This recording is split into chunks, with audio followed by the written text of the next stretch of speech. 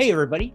This is Jeff Butts from the Mac Observer, and this is Observed, the week in Apple news for Friday, April 15th. Observed is a roundup of what we feel are the most important news items related to Apple for the week past. A few things that really stood out this week. We have some predictions about WWDC, which you may have heard will happen in June. What we're looking at is, of course, a new version of iOS 16, but it's not going to be the major redesign that some of us may have hoped for. In fact, it may only have some changes to notifications and improvements to focus mode, but watchOS may see some significant updates in your activity and health tracking. We may also see a preview of Apple's much anticipated mixed reality headset and the operating system behind it. But the jury's out on that, and we may not actually get any of that until later this year or next year. Also, for WWDC this year, we will possibly see two new Macs. We're looking at possibly a MacBook Air updated with the as yet unannounced M2 system on a chip, as well as a refreshed Mac Mini, also using the M2. Now, of course, it wasn't all good news this week. In fact, there was a pretty big fiasco related to Apple's $1,600 studio display. Many users attempted to install a recent update, only to have that update fail to complete. Many of them contacted Apple support, and Apple support's response was bring it into the Apple Store or an Apple authorized retailer where they can attempt to do a forced update. Customers were told this would take 24 to 48 hours, which I'm not going to lie, that seems fairly unacceptable to me. It turns out the problem was related to Apple had stopped signing iOS 15.4.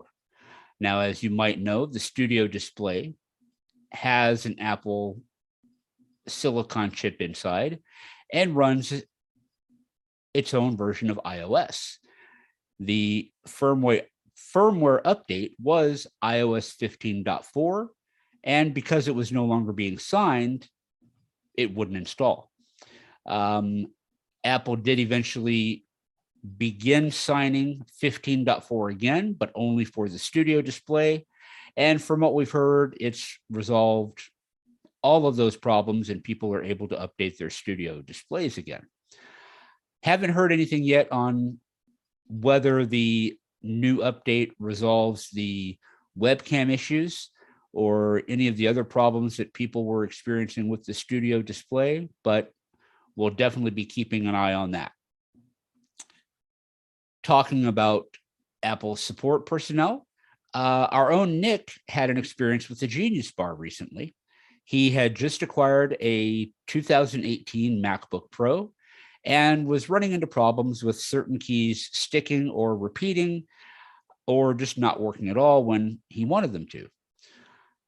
He did some research on it, contacted Apple support, and found out that his model of MacBook Pro was part of a recall. Under that recall, he could take the MacBook into the Genius Bar and get the keyboard replaced free of charge. He did so, dropped it off on a Friday morning at his local Apple Store Genius Bar, and they told him that the MacBook would have to be shipped out for repairs. He'd get it back in 5 to 7 business days. He was a little bit disappointed that it would take so long, but what can you do, right? Well, come Monday, he gets a notification that his MacBook Air, or MacBook Pro rather, is already on its way back to the store where he dropped it off. Tuesday morning, he got a notification that he could go ahead and pick it up. So over the weekend, Apple's technicians worked diligently to replace the keyboard. And at the same time, they also replaced his battery and did a deep cleaning on the MacBook. He reported that the MacBook was previously owned by a smoker, so it was pretty dirty and dingy from nicotine stains, and the support technicians that worked on the MacBook cleaned it up and made it look good as new. This was a job that would have cost at least $700, but because of the recall, didn't cost him a thing. So Apple support may have its shortcomings sometimes, but I think we can agree that they often provide the best support you could ever hope for when it comes to taking care of you and your devices. All right, well, let's move on to the Mac App Store. We had a bit of a controversy pop up. A developer on Twitter accused one group of developers of doing a bait and switch on users.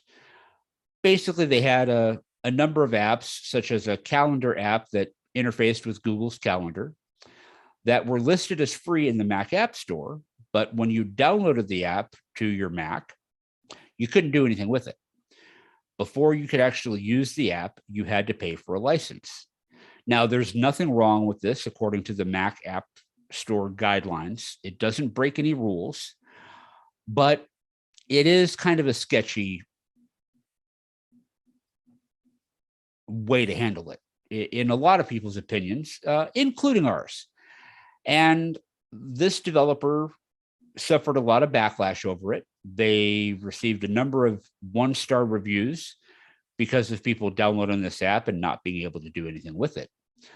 Ultimately, even though they were by no means required to, the developer updated its apps to offer at least a 3-day trial period so that folks can get an idea of what the app does before they actually pay for it.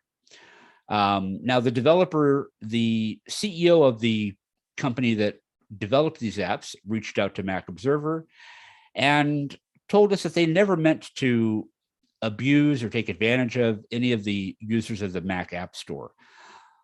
They felt like they were following the same monetization technique that other big names already followed. And since it didn't break any rules, they didn't understand that it was a problem. They also didn't initially pay close enough attention to the one-star reviews that were coming in. But once they did, they took steps to provide updates to the apps and got those apps submitted to Apple. And of course, that review process takes time. Within a day of the Twitter reports complaining about the issue, the update was available on the Mac App Store, and users can now download those apps, enjoy a few days of free use, find out if they like the app, want to continue using it before they have to pay that license fee. Now, speaking of license fees, Meta, you might still know them as Facebook. They're also the owners of the Oculus virtual reality headset, which has its own little metaverse called Horizon Worlds. Now, Meta has recently announced a program where it's going to allow creators to sell non-fungible tokens, NFTs, in a dedicated e-commerce site within Horizon Worlds. These could be fashion world designs, access to paid parts of a particular world, things like that. Okay, no problem. The problem, though, is how much Meta wants to charge these developers in terms of a commission. Now, bear in mind, Meta CEO Mark Zuckerberg has gone on record a number of times complaining about how much Apple and other app store owners charge the developers for content. The going rate is 15 to 30%, and Zuckerberg has said that 30% is abusive to the developers. Well, guess how much Meta wants to charge for the NFTs on Horizon Worlds? not just 30%, 47.5%. Here's a company that says, hey, Apple, you're abusing your developers, charging them too much when you charge them 30% commission. We're going to take half of what our content creators charge. Apple was quick to call Meta out on that, actually referred to it as hypocritical. Another developer made a comment that it looked like Meta's goal was to take half of the sale and said, no, thanks. So we'll see what happens with that. Right now, the program is still very limited availability. It is subject to change. Bear in mind that in the past, Mark Zuckerberg stated they would not charge creators any more than the 30%, if they even charged that much. So maybe they'll backtrack on it. We'll just have to wait and see. Now, finally, a feel-good story. Recently, a police officer, we don't know where, we don't know the officer's name. We don't even know if it's a male or a female officer. It was posted on Reddit, but this officer was dispatched to a case where someone's Apple Watch had detected a fall and contacted emergency services, 911. The officer responded, reported to the incident, and when they got there, there was no answer at the door. All the lights were on, so the officer figured someone was home, and the officer noticed, looking through the windows, that the pictures on the wall were all of an older woman. So the officer presumed that's who the call was related to. The Apple Watch probably didn't provide that information to the 911 dispatchers. So the officer found that the door was unlocked, opened it, announced their presence, and all they heard in response were groans of pain. Officer rushes inside, up the stairs, finds the victim, an older woman, lying on the ground, her face covered in blood. It turns out she had felt sick to her stomach throughout the day, and when she stood up to go to the kitchen, she fainted, passed out, fell, and she came to covered in blood. By that point, her watch had already detected the fall, waited the 30 seconds to a minute that your Apple Watch will wait to make sure that you're not moving, and then contacted 911. Long story short, the officer thought that it was one of the coolest things they'd ever encountered in their career, loved the feature. The officer was able to contact emergency medical technicians to come and take care of the older woman, get her to the hospital. And the last the officer knew, that woman was being treated and would recover fully. So ending the week on a good note, there's Apple Watch once again coming to someone's rescue without them even knowing it. Well, I want to thank you for watching along with me through this week's roundup of news. Again, my name is Jeff Butts with the Mac Observer.